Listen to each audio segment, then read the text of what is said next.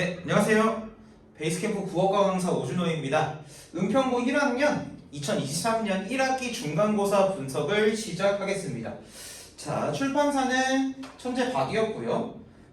바로 구성으로 넘어가도록 하겠습니다. 객관식 25문항이었고요. 출제 범위는 다음과 같습니다. 일단은 1번부터 객관식 3번까지는 등나무 운동장 이야기라는 현대수필이 출제되었습니다. 그래서 서술상 특징 문제 한 문제, 세부 내용 이해 두 개가 들어있었고요. 첫 번째 문제는 문단별 서술상의 특징을 묻는 문제였습니다. 비교적 조금 까다로웠던 문제 같은데요. 그래도 답을 고르기 어려웠던 문제는 아니었고요. 2번은 넘어가고요. 3번은 특정 소재에 대한 이해를 물어보는 문제였는데 선지의 사자성어를 활용했어요. 이런 부분을 여러분들이 잘 눈여겨보시고 평상시에도 어휘 공부, 국어도요. 사자성어 같은 속담 같은 어휘 공부를 좀 해주시면 좋겠습니다. 그 다음 4번, 5번, 6번은 교과서 현대수필 초신성의 후예에서 출제됐습니다. 정부 특별한 점 없기 때문에 빠르게 넘어갑니다. 교과서 읽기 과정에서 한 문제 출제됐고요. 특별한 점 없습니다. 교과서 고전소설 허생전 8번 문제는 허생의 아내에 대한 특성을 묻는 문제였는데요. 그 선지 구성 자체는 변경이 되겠지만 허성전에서 너무 많이 나옵니다. 인물 유형을 물어보는 문제는 엄청나게 자주 나옵니다. 서술상의 특징 특별한 점 없고요. 중심 내용 이해 특별한 점 없습니다. 세부 내용 이해 문제, 허생전의 결말에 대한 이해를 묻는 문제 출제됐는데요. 절대 틀려서는 안 되는 이해 문제고 넘어가고요. 중심 내용 이해 특정 소재에 대한 이해를 묻는 문제였고 넘어가겠습니다. 13번은요. 보기 활용 문제였어요. 근데 이 보기 활용 문제는 허생에 처하라는 외부 보기를 이용해서 푸는 비교적 창의적인 문제였습니다. 그래서 난도가 일부 다른 문제, 다른 문제 너무 기본적이에요. 그런데 비교적 높다. 왜? 읽을 게 일단 많기 때문에. 하지만 답선지 자체가 평이했습니다. 교과서 대화의 원리에서 14번부터 16번까지 3개 출제됐는데요. 대화 원리를 보기의 대화 상황에 그대로 적용하는 문제에서 보기의 대화 상황을 이해하시면 되는데요. 워크북에서 너무나 많이 풀었던 유형이기 때문에 넘어가겠습니다. 교과서 영훈이의 역사 누리방 부분에서 17, 18 출제됐습니다. 특별한 점 없습니다.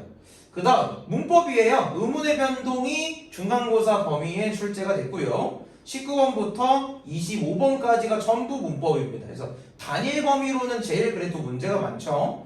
근데 이제 전부 다 특별한 점이 없었습니다. 자음군 단순화, 비음화, 유음화, 장군 단순화, 된소리대기, 의문변동의 종합적 이해, 히읗의 의문변동, 의문변동 양상에 대한 이해 이렇게 나와 있는데요. 다 기본 문제였습니다. 기본 문제. 그래서 굉장히 쌤이 지금 문제의 설명 자체는 아주 간단하게 넘어가는데요. 그 이유가 있습니다. 잘 보세요. 총평으로 가시죠. 은평고 1년 예년 시험에는요. 은평고 1 예년 작년 시험에는 서답형이 있었어요. 단답형. 그런데 단답형이 이번에부터 사라지게 되었습니다. 그래서 그것만으로도 충분히 난도 하락이 예측이 됐는데 그러면 이제 학교 선생님들께서 서답형을 없앴다면 객관식의 문제들을 좀 어렵게 출제하시면 좋지 않았을까. 제가 다 지금 특별한 점이 대부분 없다고 넘어왔는데 그래서 객관식까지 예전과 다르지 않는 난도로 출제됐기 때문에 결국엔 변별력 확보에 실패하였습니다. 가장 이제 중요한 게 그거죠. 변별력 확보에 실패했다는 점이 이 시험의 특징이고요. 그래서 문제 피드백 자체는 그렇게 유효하지 않은 것 같습니다. 쌤이 보기에는. 왜냐하면 문제 자체가 너무 쉬웠어서 100점이 정말 우수수 나왔습니다.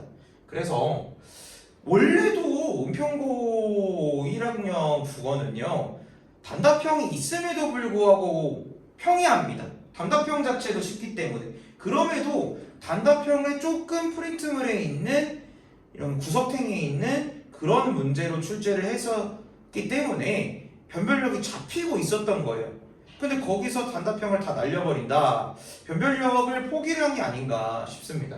그래서 100점인데도 1등급이 없는 사태가 결국엔 발생을 했지요. 사실 중간고사만으로 등급을 매기는 건 크게 의미가 없습니다. 결국에는 기말과 수행까지 합산해서 등급이 나오는 상황이기 때문에 그래서 이런 상황은 변별력을 유지해줄 킬러 문제가 없고 모의고사나 여타 부교재 시험 범위가 아예 없기 때문에 결국에는 시험 분석에서 쌤이 말씀드리고 싶은 건 뭐냐? 기말고사 난도 상승입니다.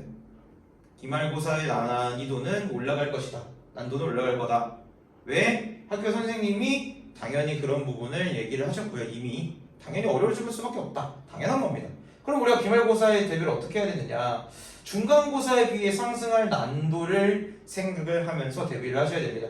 그래서 선생님들 입장에서는 아주 필수적이에요. 왜? 기말고사까지 다 봤어서 등급이 여전히 이렇게 변별력이 없으면 안 됩니다. 그래서 까다로운 문제가 나올 것을 미리 연두에 두고 우리가 그 전에 인편고 국어 시험을 대비했었던 것처럼 하 중급 난도의 기본 문제는 당연히 푸셔야 되고요. 여전히 심화 문제도 이제는 좀 많이 풀어봐야 되지 않나. 아마 이제 그 전까지 국어 대비하는 많은 학생들이 은평고는 뭐 기본 문제 일단 많이 풀고 기본 문제를 위주로 하자라고 생각을 하셨을 거예요. 변별력이 있을 심화 문제도 많이 풀어보시는 게 좋을 겁니다. 그리고 기말고사의 문법 중에 한글 맞춤법이 포함되기 때문에 이 부분을 어렵게, 문법 부분을 조금 어렵게 낼 확률도 농후합니다. 단답형이 없어서서 변별력을 잡아줄 만한 부분이 많이 없어요. 이거 시험 범위마저도 중간고사는 굉장히 평이한 부분이었기 때문에 수필이 지나치게 좀 많고 그래서 그런 부분을 강화하기 위해 문학 부분도 좀 어렵게 나올 거고요. 문법 부분도 까다로울 가능성이 있다. 그래서 여러분들이 은평고 같은 경우는 기말고사 결국 시험 대비 방향은요. 심화 문제를 좀 많이 접근을 해주셨으면 좋겠습니다. 자, 저희는 이 정도까지 말씀드리고요. 이제 은평고 기말고사가 끝난 다음에 기말고사 분석은 시험이 더 어려워질 테니까요. 기말고사 분석을 기대해 주시기 바라겠습니다. 감사합니다.